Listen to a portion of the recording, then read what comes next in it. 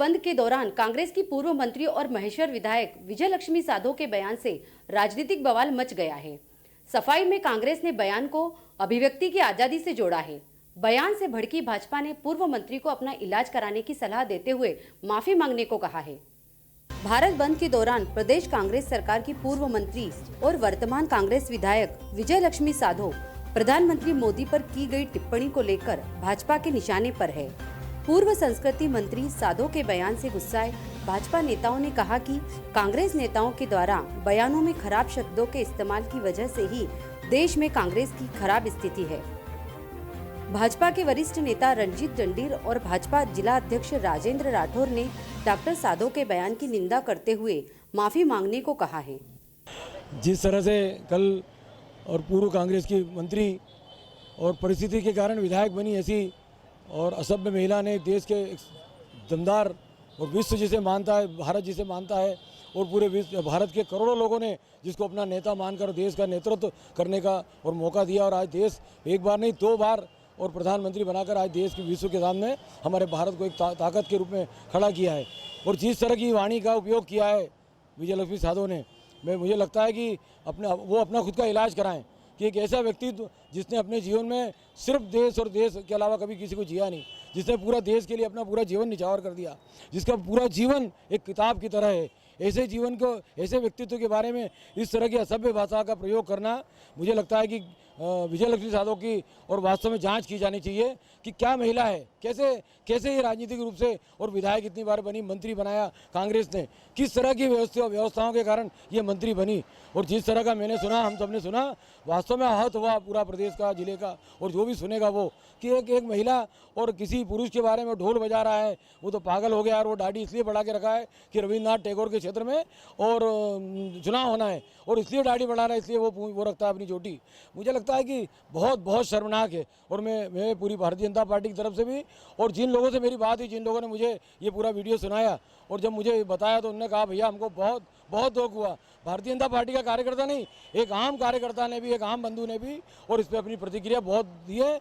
और मैं जो सोचता हूं कि विजय लक्ष्मी साधो की जितनी निंदा की जाए, कांग्रेस के लोगों को इस बात के बारे में विचार करना चाहिए कैसे विजय लक्ष्मी साधो को हमारा अपना नेता बना के उन्होंने काम किया है।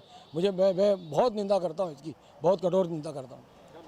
मैं मांग करता हूं कि और विजय लक्ष्मी साधो राजनीतिक रूप से अपने आप को और इलाज कराने के लिए प्रस्तुत करे और माफ़ी मांगे पूरे समाज से कि मैंने एक ऐसे नेतृत्व करता जिसको पूरा विश्व जिसको सम्मान करता है, जिसके लिए पूरा विश्व खड़ा हो जाता हो, एक ऐसे नेता के बारे में ढोल बजाने वाला, और वो तो पगला गया है ना, वो दाढ़ी इसलिए बढ़ा रहा है कि उसको पश्चिम बंगाल में चुनाव लड़ना है।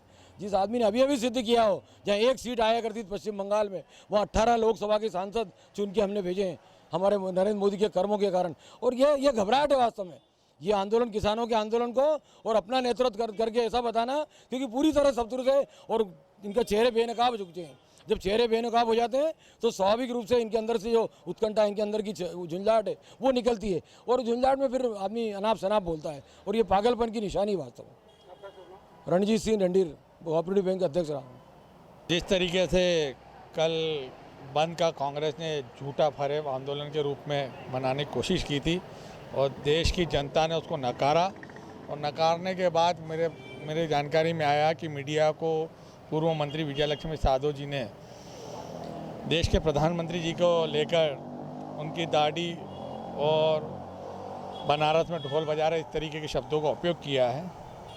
मैं विगत कई समय से देख रहा हूँ कि कांग्रेस के नेता जिस तरीके की बुद्धि का उपयोग कर रहे हैं और जिन शब्दों का उपयोग कर रहे हैं, वो देश की जनता बहुत अच्छे से देख रही है और धीरे धीरे पूरे देश में कांग्रेस पूर्ण रूप से समाप्त हो रही है और समाप्ति के दौर के ऊपर ले जाने का इनके शब्द वाणी का कारण है।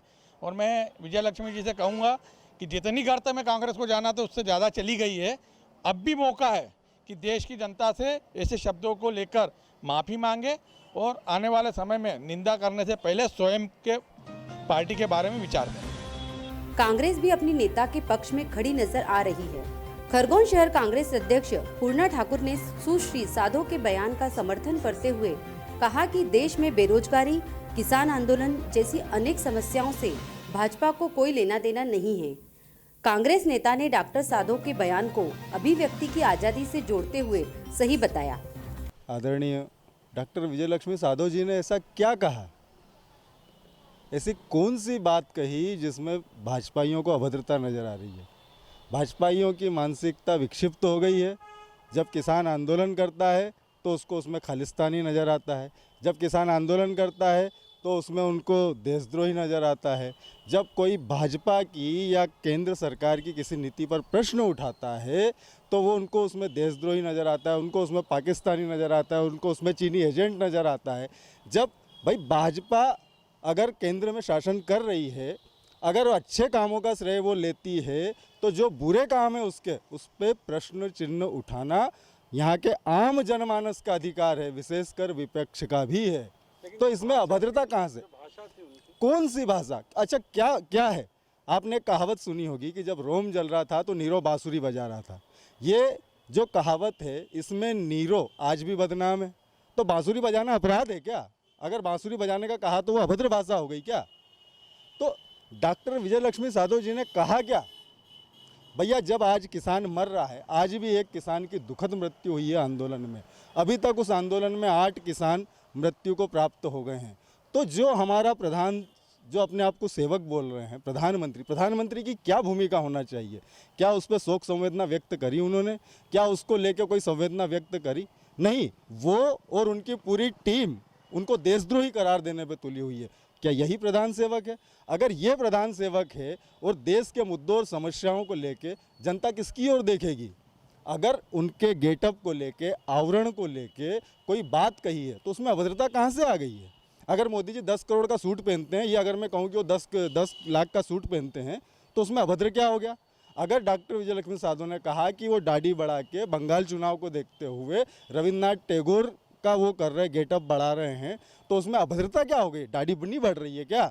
जितनी दाढ़ी बढ़ रही है उतनी देश में बेरोजगारी बढ़ रही है, जितनी दाढ़ी बढ़ रही है उतनी देश में मुद्दे बढ़ रहे हैं, जितनी दाढ़ी बढ़ रही है उतना देश के लोकतंत्र के साथ मजाक हो रहा है। तो इसमें क्या गलत कहा है? अगर डॉक्टर विजयलक्ष्मी साधो जी ने कहा कि देश के किसान दिल्ली में आंदोलनरत थे, इतनी ठंड में 6 से 7 डिग्री पर वो रातों में पूरे दिल्ली में जमे हुए हैं, पूरे देश का किसान आज उद्वेलित है, लेकिन आज कोई सुनने वाला नहीं है उसका। अगर वो अपने बात, आप लोगों को रोज मन की बात ठोसो और अगर लोग अपने मन की बात कहे तो आप उसको देशद्रोही बोल दो। क्या यही लोकतंत्र है? यही हमारा भारतवर्ष है? अभिव्यक्ति की आज़ादी जो इतने सालों से यहाँ की हर सरकार ने जिम्मेदारी के साथ जिंदा रखी कि सब कुछ हो जाए, लेकिन एक आम आदमी का संवैधानिक अधिकार कभी ख़त्म नहीं होना चाहिए, उसकी अभिव्यक्ति की आज़ादी रहना चाहिए, उसको अपनी बात रखने का अधिकार होना चाहिए। लेकिन आज भारत देश में कोई बात रख रहा है तो वो देशद्रोही हो जा रहा है। हो सकता है कल ये भी बोले कि पूर्णा ठाकुर ने आपको डीजीआना को इंटरव्यू दिया, ये भी देशद्रोही है। हम कहाँ जा रहे हैं भाई? हम कहाँ जा रहे हैं? तो अभद्रता डॉक्टर विजयलक्ष्मी साधो ने नहीं करी, अभद्र सोच उन लोगों की हो गई है जिनको डॉक्टर विजयलक्ष्मी साधो की भाषा में अभद्रता नजर आ रही है। भारत बंद के दौरान प्रदेश कांग्रेस की पूर्व संस्कृति मंत्री विजयलक्ष्मी साधो के बयान को लेकर राजनीतिक हलकों में बवाल मच गया है। भाजपा ने मोदी पर दिए पूर्व मंत्री के बयान पर सख्त ऐतराज जाहिर किया है। भाजपा ने पूर्व मंत्री से माफ़ी मांगने की बात भी कही है। वहीं कांग्रेस ने पूर्व मंत्री का भरपूर बचाव किया है। कैमरा पर्सन आदेश के साथ अनिल पांडे, विजयाना न्यूज़, खरगोन।